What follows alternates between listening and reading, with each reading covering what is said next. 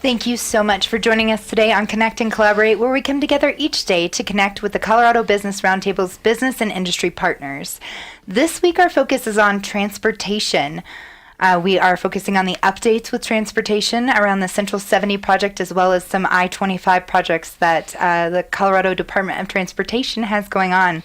And today I have with me Josh Laipply. He is the chief engineer for Ddot, and I am Alex Hopkins, your on-air producer.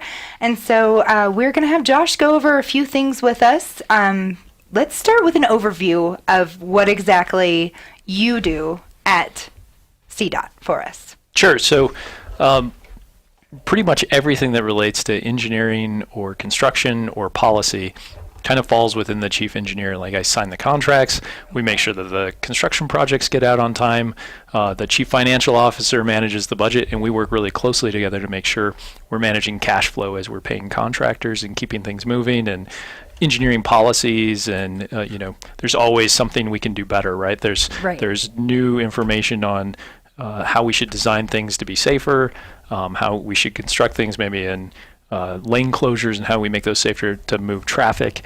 Ultimately, the DOT is here for economic sustainability for the economy, for Colorado, and for safety. Those are kind of the two things I think are our focus. Okay. We had on Tony DeVito on Monday, and he mentioned that CDOT is a little bit of a maintenance program. Would you say that's pretty true? Yeah, more than pretty true, right? Okay. We're a lot of a maintenance program. Okay. So quite a bit of our budget, and most of our employees are focused on maintenance. So just to give you some perspective, right? We have about 3,400 bridges in Colorado. We have 23,000 lane miles.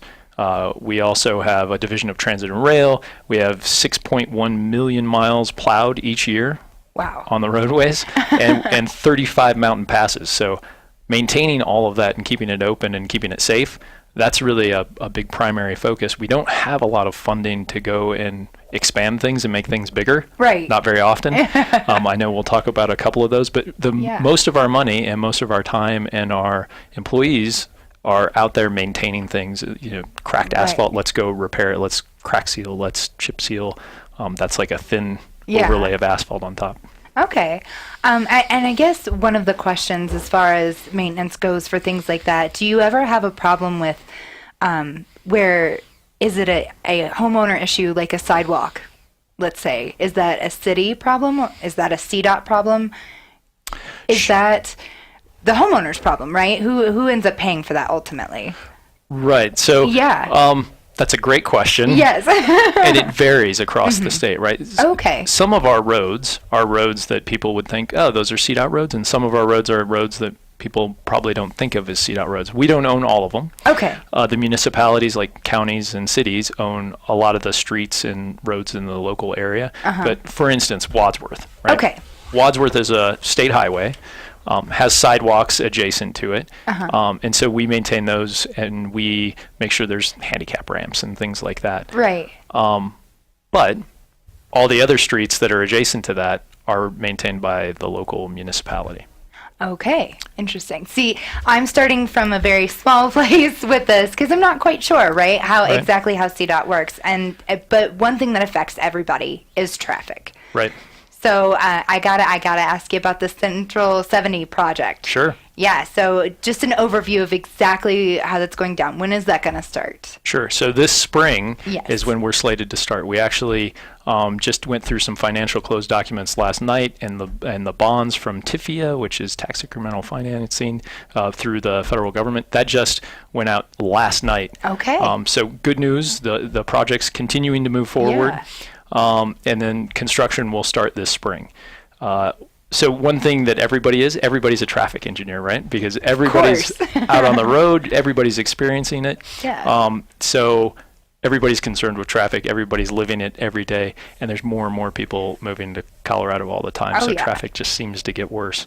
One of the things we do on interstates especially, we won't close lanes, right? So when we do construction, we detour those lanes. Maybe the most recent example is I-25 in Arapahoe, right? Okay. Pretty major interchange that we were constructing. We maintained all the lanes of traffic. Now they get a little narrower. Right. There's some orange cones on the side, and that causes people to slow down, and it causes congestion. But we really, the public is our customer. Right. And so what we really want to make sure is we're not taking away any of the mobility that's out there today. We don't want to have those impacts. If we're going to have to do closures, we try to do those at night. Okay, which I have seen and gotten stuck in those too. But Sorry. No, that's quite all right. I would rather it be at night, right? And not at rush hour at 5 o'clock Right. on Friday when everyone's trying to get home or to the mountains to ski, for Yes. sure. So how far are we taking this project on Central 70? 2 minutes. Where are we going to start and where is it going to finish? Sure. So just about, if you know the area, Yes. right near where it ties into I-25, Okay. that's where it's going to start. Okay. And then it goes past, there's a Safeway distribution center, and then we move all the way to 225, and that's the kind of the focus area. And the interstate's going to go from where it is now, which is elevated with 46th Street under, Yes. to depressed, right? Okay. So it's going to go down, and then put a park on top, Yeah. adjacent to the school. Okay. Sounds No. tough to do with maintaining traffic, right? It really does. So we're going to go from above to below. Correct. All right. And I would love to get more into this in the next segment, but I'm going to set up this question for you. The logistics of that. Sure. How much planning went into that? Right. Right. Yeah. So, Lots of minds, I'm sure. right, a ton. Yeah. But one thing we do is we set up the constraints, right? And then Right. we go through a competitive proposal process where people give us their best ideas. Okay. And the winning proposal was by Kiewit Meridian Partners. Okay. And they have a complete phasing plan that they've been working on for years now Oh. to make sure that they can maintain traffic. And we can get into, some of the details Yeah. of what that consists of. Yeah, absolutely. I am looking forward to hearing that in the next segment. So thank you, Josh Laipply, the Chief Engineer at Colorado Department of Transportation, for coming on the show today and talking Central 70 project. And we're going to get into I-25 a little bit later. We'll touch on that. But next up, we're going to find out exactly what went into this planning for Central 70. Stay with us here on Connect and Collaborate. Thank you so much for staying with us here on Connect and Collaborate. I am Alex Hopkins, your on-air producer for today. I'm filling in for Tammy Schaefer. And we have Josh Laipply with us. He is the Chief Engineer for the Colorado Department of Transportation, or as we lovingly call it, CDOT here.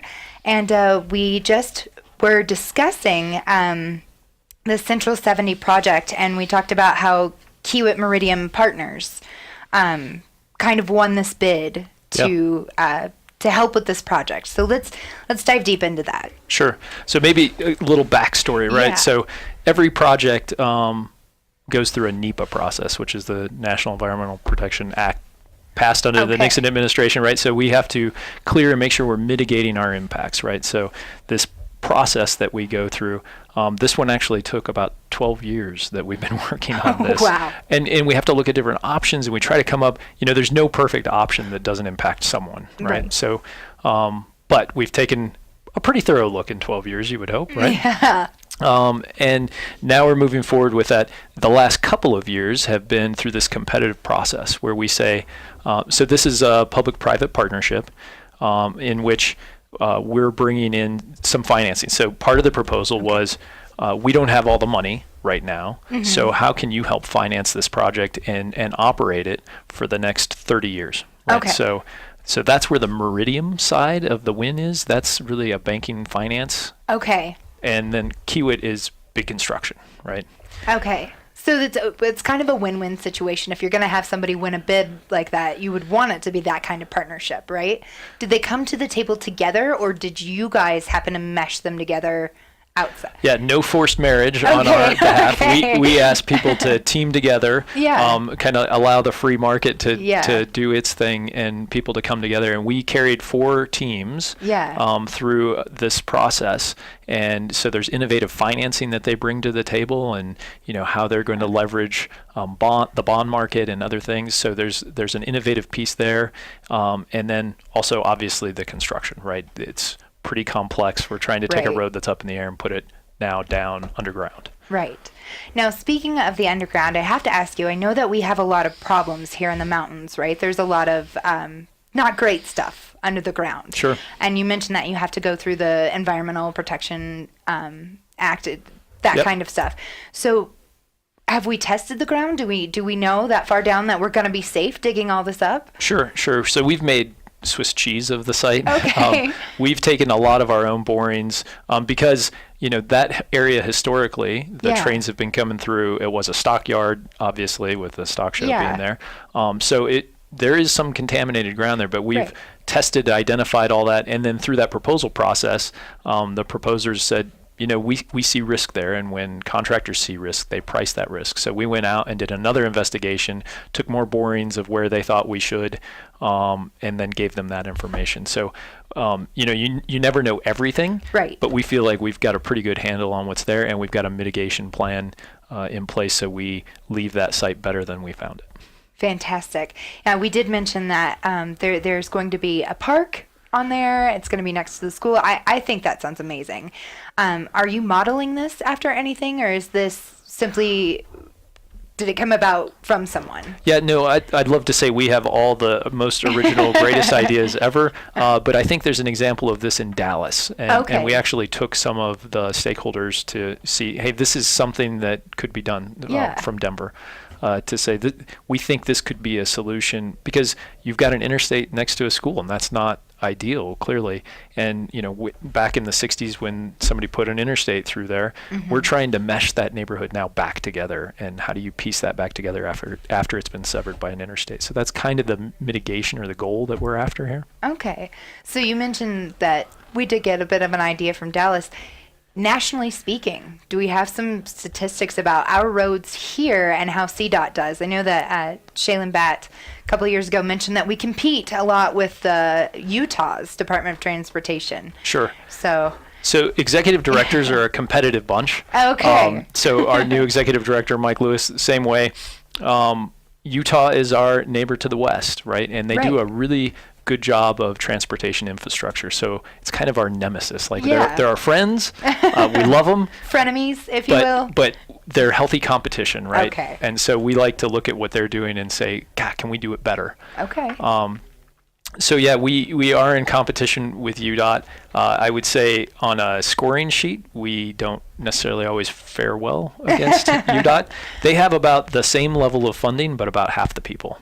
So just to give you kind of a ballpark perspective. All right. Now, that kicked off when they got an Olympic bid, and after they improved their infrastructure for that Olympic bid, they kept that ball rolling and went back to, I think they went back to their legislature and got more funding. They got a sales tax passed, a whole bunch of different scenarios in UDOT. But we compete with them because we compete for skiers too, right? That's such a big part of Colorado's economy. Yeah. And I know there are signs in other airports that say, hey, come to Salt Lake City. You can fly in and you can be on the ski slopes in 30 minutes. And if you've driven I-70 West lately, maybe we can't tout that same thing. Yeah.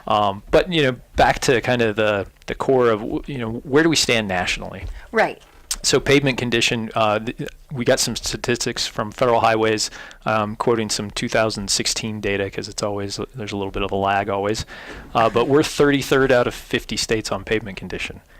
It's not great. It's okay. I didn't want to say it, but it's not great, right? Yeah, and in previous years, 2014 and 13, we were 32nd. So we've gone down, slipped down a little bit. So pavement condition, not our shining trophy of where we would like it to be. Trying to work on that, trying to get it back, but you can do so much with. Everybody says do more with less, and we are trying to stretch dollars as far as we can. And Central 70 is a good example of, we're entering into P3 agreements so we can get more funds available. You've probably heard we talk about managed lanes a lot more lately. We've got them on I-25 right now. We have them on US 36.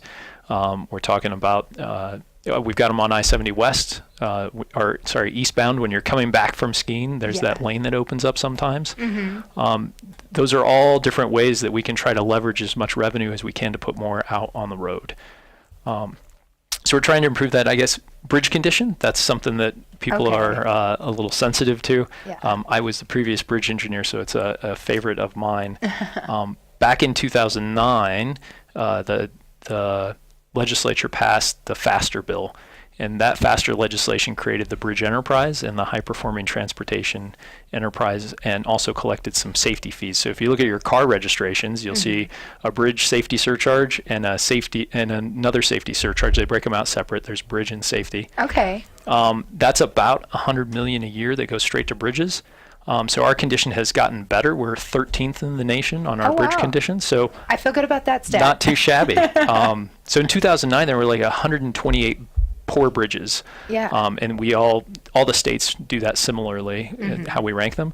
And of those poor bridges, we've addressed almost all of them except for Central 70. That's one of the last poor bridges on the list to address. Okay. Well, that's a big project to take on. It is. Yes. It's taken a little bit of savings to Yeah. put in our pockets to make sure we can get that big bridge essentially done. Yeah, absolutely. So we've touched a little bit on the financial aspect of it. Your vehicle registration pays for a little bit of transportation. Obviously, some taxes go to it. One of the things that I think a lot of people thought that legalizing marijuana, that money would go a lot more to transportation, but it's $10,000 per mile of road to fix. Does that sound correct? You know what? I don't have that Okay. right in front of me, but that doesn't sound too far off. Yeah, and so I think a lot of people thought we would get more money from that, but a lot of that's going back into the education aspect. So where does CDOT get its money? Right. Essentially. No, right? that's actually a great question, because I don't think a lot of people understand, kind of what our sources of funds are. So federal gas tax, 30% of our funds come from that. So that's like $530 million roughly come from the federal gas tax. And the other big chunk that makes up most of our funding is the state gas tax. That's another $344 million. And in this next year's budget, we've got what's called Senate Bill 267. It was a Senate bill that passed last year, which was really a financing plan for the entire state to try to give us some more funding in transportation. So those are that's the bulk of next year's budget. Typically, that Senate Bill 267, those funds are not there, and we're using those for expansion. So typically, our budget for expansion is nil. Okay. And so the federal gas tax and the state gas tax really make up everything. And when you think about that, with cars becoming more fuel efficient, right, and now electric vehicles, right? Exactly. More and more people are driving electric vehicles, and those don't pay anything other than when you purchase, and there is a registration fee on top of that. But for all those miles that they're driving, they're not really paying. And so the gas tax was a great thing when it was set up, and it still gives us a lot of funding now. Yeah. But at some point that ends, right? At some point, combustion engines are not the engine for vehicles. And so we need to be thinking forward. Do we have a plan in place for that as more and more people are going electric? I wish I could tell you we do, but what we do as CDOT and engineers, we give options. We study things, and we put those out. We did a road usage charge pilot that talked about, here's something that you could look at of, tracking people's miles traveled.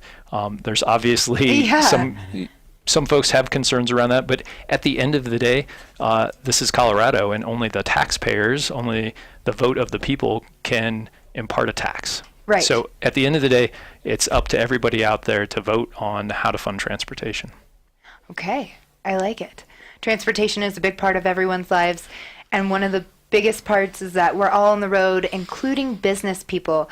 In the next segment, we're going to get into some policies that you guys have that will directly affect some small businesses.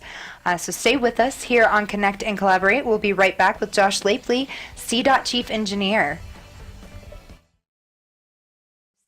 For staying with us today on Connect and Collaborate.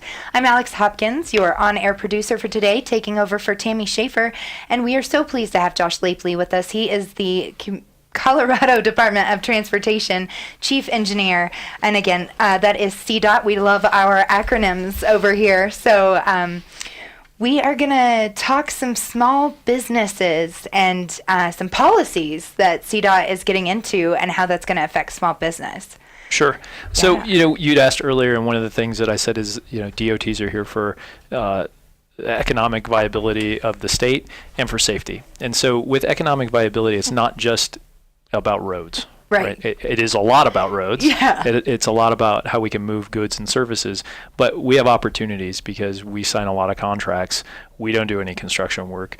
We do a little bit of design work, but a lot of that is also going out to consultants as well. So we're a big kind of pass through to private industry in Colorado. So as you know, our unemployment rates are really low right now. Yeah, amazingly low. Yeah, compared nationally. 3.2%. Yeah. And so it behooves us to reach out and grow small business because that's our competition. That's kind of the lifeblood that helps us keep going and can help with that, those lower employment rates. So one of the things that we've been doing lately is, we get a lot of federal money, and federal money has strings and requirements with it for disadvantaged business enterprises. And what we've kind of done is we want to take that to the next level and do our own thing that kind of goes above and beyond. And a lot of disadvantaged small businesses are also emerging small businesses. So just small business in general, the more that we can help that, it helps us all. It's the right thing to do with the taxpayers' money to help invigorate the economy. So we're looking at a policy directive that we're going to put in front of our Transportation Commission that kind of solidifies that, kind of a mission statement of what we want to do. And it really comes down to kind of three pillars within that. We have an emerging small business mentor protege program that we're starting up, which are other businesses that work with Ddot and know all the procedures and policies that you have to follow to be compliant with whatever statute gave you the funding, right? So we're not always the easiest agency to work with, and we want to become friendlier and easier for small businesses to interact with. Okay. So that mentor protege program's important both from the construction side and on the design engineering side as well. Okay. Do you have an example of how that would work? Sure. So you would sign up through our offices to become an emerging small business. There's some qualifications you have to meet, and then they can help manage that relationship with matching you up with somebody that, like on the engineering side, it could be a previous Ddot employee that knows how we design stuff, knows all the standards, knows how the process works, and they could match you up with that person, and they can help you go through those steps, because what we want you to do is succeed once you win a contract, not fail. And so we want to make sure folks know those steps in the process. Fantastic. Another piece of that is we've been doing what I would term restrictive projects. We said only emerging small businesses can bid on these, and that we can do that in the construction world. It's a little dicier in the design world because we don't award by the low bid, right? We do best qualifications. But one thing we have done there is we've said, okay, we're going to let out 2 sets of contracts. These contracts can go up to $5 million. These contracts only go up to $1 million. So we're trying to draw the bigger companies to the bigger contracts and allow the smaller companies to compete on the smaller contracts and try to take some of that bigger market competition because they have a lot more resources to throw at proposals and things like that. Yeah. So we're trying to, through those two kind of restricted projects, we're trying to have a new focus on emerging small business that goes above and beyond kind of the requirements that we have to do because we just think it's the right thing. Yeah, absolutely. I feel like that's a unique opportunity, right? That's not something that a lot of emerging businesses have access to. So I think that's great that you guys are offering that just for emerging business. And one of the other things we hear from people that go out and build our work, contractors, they say, that's great. Sometimes it's hard for us to bond to your projects, which is basically an insurance policy that if they can't complete the work, it's bonded, so we would go to the bond and they would give us money to get the work done. Okay. So we require any contractor to be bonded. That way it protects the public that if for some reason a contractor can't finish, we make sure we can finish the job. Gotcha. Now that bonding, right, they're going to look at your finances and they're going to say, are you big enough? Can you do this? So that sometimes can be a barrier for small business. And what we're looking to is, can we come up with a bond guarantee program that we can go to the bonding agencies and say, hey, Ddot will help you back this. So it can allow bigger bond access to those small businesses that are looking to take that step from small to maybe medium. Yeah. So to try to grow that.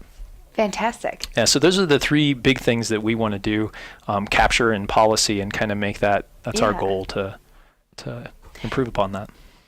So if I have an emerging business, where can I go to find out this wonderful information and how to get into touch with you guys to work on these? Yeah, so you can go to our website. There's also a Connect to Dot website that you can look up.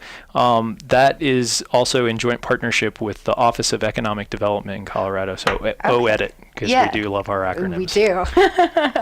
Fantastic. No, I think that's great.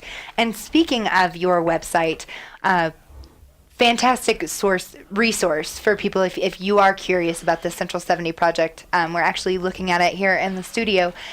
We also have another project. So there's an I-25 South Gap project. Is that similar at all to what went in for the Central 70? Do we have Kiewit Meridian, that bid on it? How is this one working? Sure. So totally different. Okay. But, there's that stretch of I-25 that starts in Castle Rock. And we know that it's a tight segment. We really need another lane there. We've only got 2 lanes in each direction. We'd really like to have 3 lanes in each direction. And we also have some safety issues. We've had some highway patrol officers get hit out there. Yes. And so we want to make sure we're addressing that. I know the community is really engaged and really wants that problem solved. And so we're trying to do everything we can to advance that. We've advanced the design portion of that. Our plan is to be done with at least the first part of design by next November. And what we would hope is that we can plug the construction dollars in at that same time and hire a contractor. Because of the process and because we're trying to move this forward as quickly as we can, not kind of knowing some of the revenue streams that will help pay for the construction, is we've entered into what's called CMGC contracting. Okay. So we have a short list right now of 3 contractors that will help us with the design. So they can be on board with the design portion, and then as soon as we have funding available, we can release it and start construction. So in a perfect world, my goal would be the day the money becomes real, 2 days later, they're out and mobilizing. So people can see what we can do when we have the funding available. We've committed some of the Senate Bill 267 funds to that ahead of time. I know there was a big vote in El Paso County that talked about funding that project. And we've also got a federal grant that we've put in that will help fund that project. Wonderful. So we're hoping all of those things come together. In addition to that, there's still a little bit of gap in the construction funding, and we're hoping to do a managed lane, but we're having a lot of discussions around that because managed lanes, we need to do a better job of communicating that, because I know the community right now is saying, boy, I don't know about that.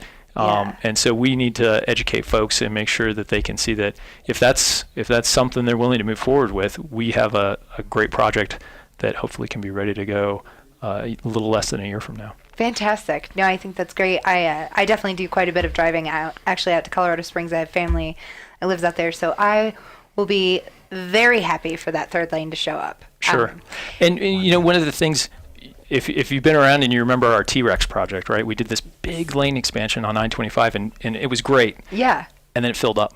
Yeah. And so that's one of the reasons that we want to talk about managed lanes, is because it will fill up. People keep moving here. Yeah. People keep coming, and we want to get trip reliability. So, 9 times out of 10, you say, I don't want to pay $5 to get in that managed lane, but that night that you got to make your kid's soccer game, you have that choice.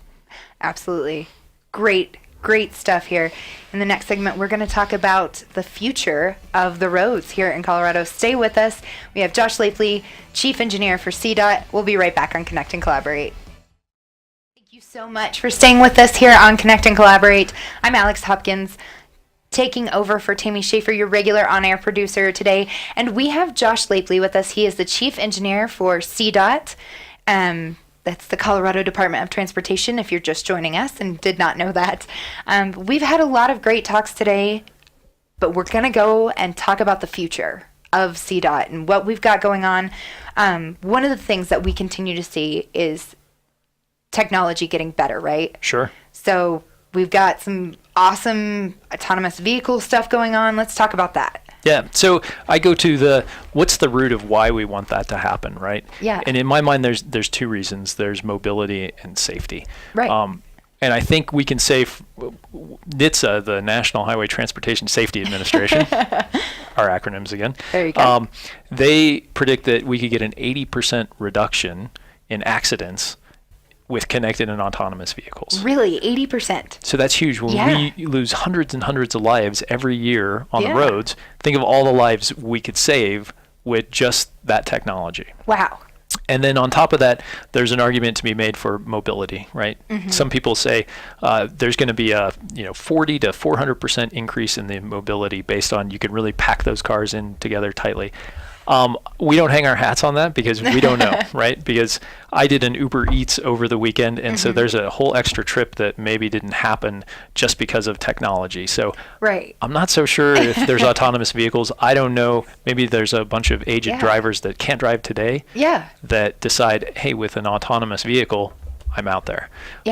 So I think we don't know what we don't know about mobility, but we can hang our hats on there's going to be a lot of safety improvements. And so what we want to do is make sure we're ushering those in to make sure we can capture as much as we can. So some of the things we do in all of our projects now are we try to put in fiber optic connectivity, right? Oh, so we want fiber optics so we can pick up, and what ties to that are roadside units, which can read what the cars are putting out, right? Wow. So not only are the cars connected, so they're talking to each other and say, well, you can follow me closer because this is my speed, and they all brake together, and so there's that piece of connected vehicle. But we also want to collect that data because if the windshield wipers come on or if the anti-lock brakes kick in, we've got an icy spot. Let's send out let's send out a snowplow, let's get more product on the road. So it helps us maintain the system to be more safe and more efficient as well, and it's all real time. Yeah, that's amazing. The more I think about it, the more I'm seeing this Fifth Element car, in the skies type of deal. And technology is huge for us, and that technology also translates to this Smart 25. Right. Yes. So one of the initiatives that we want to take on is we want to figure out what the lane speeds are in each lane on I-25. We want to tie that together with all those lights you see at the end of our on-ramps. And develop computer algorithms that time that. So when there's gaps in traffic, we let people in. And when there's not gaps in traffic, don't shove a bunch of cars in because that creates what we'd call turbulence in traffic engineering, which just means you can't get in. And then things start to back up. So there's a segment of I-25 from Ridgegate and then heading north down to, I think, Broadway is the other end of it. And what we want to do is see how much more throughput can we get by just managing more efficiently. Right. So it's all computer algorithms and trying to figure out lane speeds and just trying to maximize what we have out there today. Right. So those lights then, one light you might sit at for 3 minutes, another one 30 seconds. Right. Right. So it would be variable, right? It would track on when it feels like it can get you into that traffic queue and get you in to keep that traffic moving. So they would be variable. Right now, they're all roughly set at the same time. So you pull up, you wait, it turns green, you go. They're all like that. I would call them dumb because they don't talk to each other. So I find that interesting. My initial thought there was how annoying, right? I'm going to have to sit at this light for 3 minutes. But we have the technology in our hands, Google updates. There's ways out there that can you know what? You may sit here for 3 minutes, but if you go down to the next one. Right. So we can, this is all about being efficient. Right. We can't build our way out of this forever. We have to operate the system as efficiently as we can. And so if we can spread out those impacts and get everybody moving at 30 instead of some people going at 50 and then some people stopped, that makes it actually function a whole lot worse. So if we can just keep those constant speeds and manage that, ideally there'd be this giant cultural shift where we don't all commute first thing in the morning and we don't all go home at the same time because we're not doing what's best for the capacity that's out there, right? It's like a water line. You have your off days, you can water on these days, you can water on these days. Well, that's just managing the flow through pipes. Same thing on the roads. If everybody could spread out their commutes, maybe we have enough out there today, but it doesn't quite work that way. I drop off kids, I know how that is. You're driven by that schedule. No, it's definitely interesting because I was just mentioning on one of the breaks that we had that, traffic doesn't start at 5 o'clock. It creeps in at about 2:30 on, right? And then it gets more congested and then you're good at about 7. So we need to figure out better work schedules for people. I would love personally to work from noon to 2, but that's Right. It just doesn't seem to happen, right? Darn it. So what else do we have? So kind of Yeah. back to the connected and autonomous vehicles. Yeah. If we're let's say we're picking up all that data that they're spitting out. How do we collect that data, and how do we manage it, and how do we use all the data? The buzzwords big data. Yeah. Right? So how do we use that to make better decisions on the roads? Well, right now we have INRIX data. We've purchased a license so we can get access to that. And all INRIX data is everybody's cell phone. They buy that data to know if you've got your GPS on, they're tracking where people are going. And so it's the same way when you pull up your Waze or your Google Maps and they know where traffic is. Yeah. It's the same data that they're accessing. So if we can pull that, we can get origin and trip destination, where are you coming from and where are you going to? And then how do we manage that, and how do we make better investments around that, right? What sections of road? We just did a restriping on 225. Yeah. Right? If we can use better data to help us, maybe there's a striping project, maybe there's some really low cost improvements we can make to get more throughput in the system. Yeah. But we've got to collect that data, and what's that Exactly. platform? So we've got a partnership right now with Panasonic. So the idea is to build this platform that is grabbing all this data constantly. There's millions and millions of data points all over the state.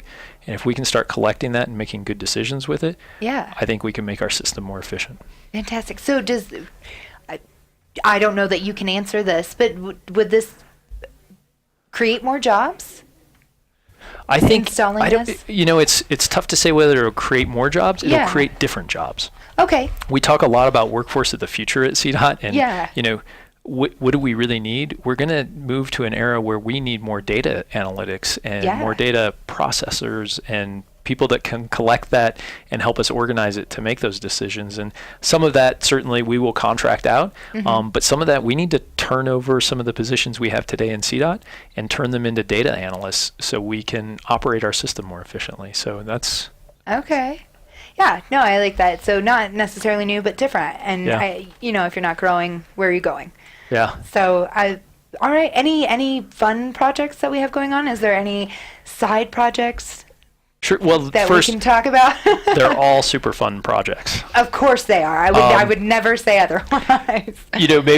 Maybe some cool technology stuff that we're working on, but not necessarily heavily invested in, and that's kind of a misnomer sometimes. So I want to clear that up. But like we've talked about, we've got a partnership with Hyperloop, Arrivo, which is kind of a similar technology, but not in a vacuum tube. They've already said they're coming out at the complex near DIA, and they want to do a test run out there. So it's being open to some of these new technologies. I think our commitment to them is, look, government process is tough. We will help you through that government process. And then in some locations, they might be looking towards right-of-way that we own. We would be willing to enter into a partnership on right-of-way.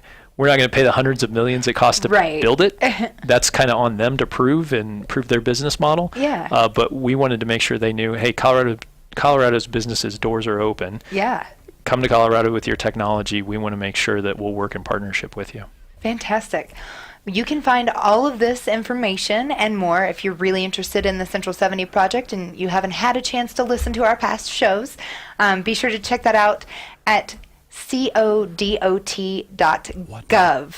And we will, you can check out all of those projects there. We're going to continue this conversation on Thursday and Friday this week, talking more about I-25 in depth.